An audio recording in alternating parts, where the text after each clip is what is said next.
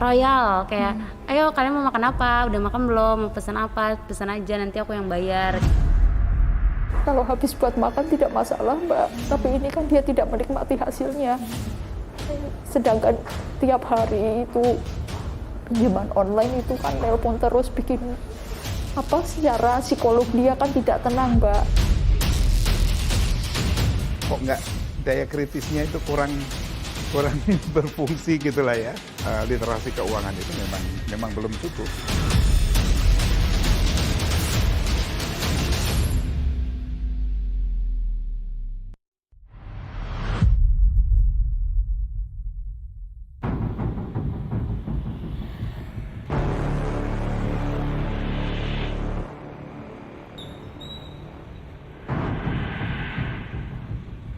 Muda, terpelajar, namun terjerat pinjaman online.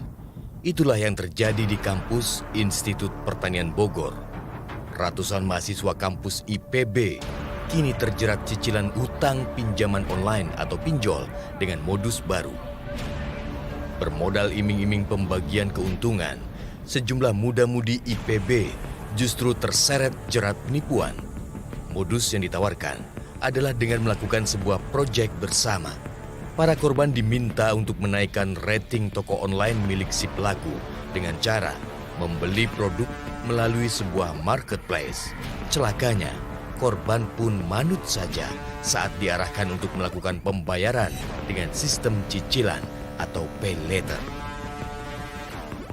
AD dan AR adalah dua di antara 116 mahasiswa IPB University yang menjadi korban bujuk rayu investasi tersebut. Dua mahasiswa Fakultas Pertanian Angkatan 58 ini mengenal si pelaku pada Agustus dan September lalu. Jadi di situ aku cuma ketemu sekali dan langsung mengikuti proyek yang dia tawarkan di hari itu juga. Oke, jadi di hari itu kamu langsung buka akun ini? Iya. Oke, boleh disebutin nggak akunnya dari akun mana aja? Dari Shopee Pinjam, Shopee Pay Later, sama Aku Laku. Oke, tokonya itu betul toko handphone sama toko casing? Iya Iya. betul. Oh, Sama oke. satu lagi toko sepatu. Toko sepatu ya? Iya. Kalian inget nggak nama toko sepatunya apa? Kalau dari Shopee-nya Shopee. itu Nadia Phone. Oh, Nadia Phone itu ya? Iya. Nadia Phone sama casing bukan? Iya. Iya, dari... Sama kalau yang dari sepatu itu Tactical Boss. Oh, Boss Tactical iya. Boss, oke. Menurut pengakuan AD dan AR, mereka tidak hanya diarahkan untuk membeli barang, namun juga meminjam uang melalui platform Shopee Pinjam dan beberapa platform pendanaan lainnya. Satu orang korban bisa diarahkan untuk meminjam uang di 2 hingga 4 platform pendanaan online sekaligus. Kita melakukan pencairan ke rekening pribadi.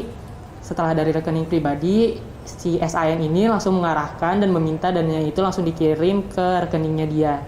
Lalu dari situ baru nanti si San akan memberikan komisi yang 10% itu. Limit dari 3 aplikasi ini yang kamu dapat ini berapa? Kalau dari Shopee Pay Pinjam dapat limit 3 juta, kalau Shopee Pay Later 1,5 juta, kalau Aku Laku 900.000. Sama bunga itu 6,5 sekian, aku lupa. Dari Aku Laku itu dikasih pinjaman 1,2, dari Shopee Pay Later itu 1,2 juga. Dari Kredivo itu 1,5. Sisanya Pinjam. tadi pinjam itu 1,5 juga. Tidak hanya AD dan AR, dari fakultas yang sama, setidaknya ada 11 mahasiswa yang juga menjadi korban. Mereka direkrut secara berjenjang oleh si pelaku.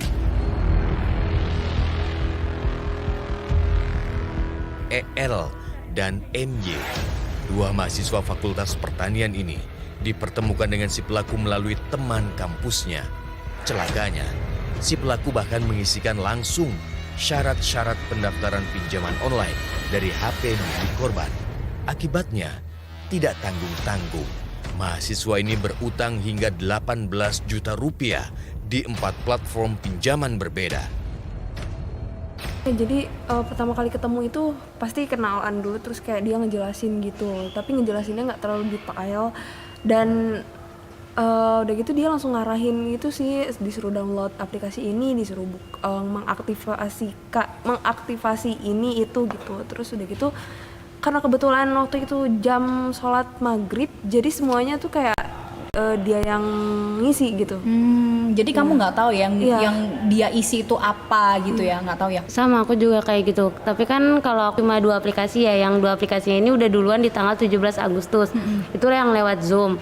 Nah, kalau yang 2 aplikasi ini juga sama, itu di HP-nya tuh kayak diambil alih sama SAN ini. Jadi dia yang daftarin, aku tuh cuma moto KTP sama foto muka aku. Ini kan si SIN ini kan ada yang dia ngisi sendiri, ada yang kalian ngisi sendiri. Apakah pada saat pertemuan itu kayak ada pressure, ayo dong isi dong gitu, atau ada kata-kata kasar sampai kalian mau untuk memberikan data dan dia yang ngisi dari handphone? Kalau kata-kata kasar sih enggak ya, cuman ini sih lebih kayak keadaannya tuh dia jadi dia tuh kan udah datang tuh janjian sama teman saya. Karena yang apa sih, jadi teman saya tuh ngejanjiin bakal bawa orang, nah orangnya itu saya dan dia. Jadi kayak lebih nggak enak gitu kalau misalnya nggak jadi kan gitu. Ada sedikitnya 333 orang yang terjerat kasus penipuan berkedok investasi secara bersamaan.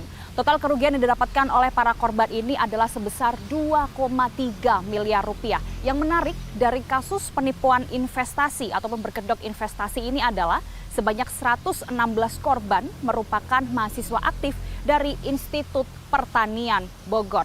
Pelaku ini memberikan iming-iming sebesar komisi 10% jika korban terlebih dari mahasiswa IPB ini mau untuk mencairkan dana melalui platform pinjaman dana online legal dari OJK. Bagaimana bisa institusi sebesar IPB ini terlebih mahasiswanya kecolongan dan juga terdapat korban yang begitu banyak hanya dari 1 orang pelaku saja.